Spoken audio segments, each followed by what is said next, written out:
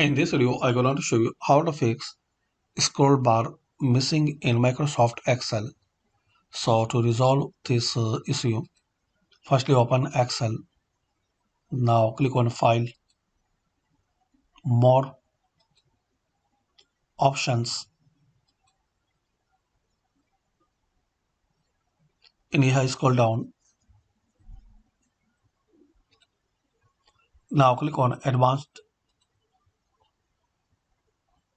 Now underneath, Display Options for this workbook. So make sure these both options are checked.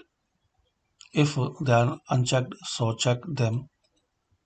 Then click on OK. And friends, still you are facing issue about scroll bar. So another method, click on View and click on Arrange All and select Tiled. So select this first option, Tiled, then click on OK. That's it. So by this quick method, we can know how to resolve and fix scroll bar missing in Microsoft Excel. Thanks for watching.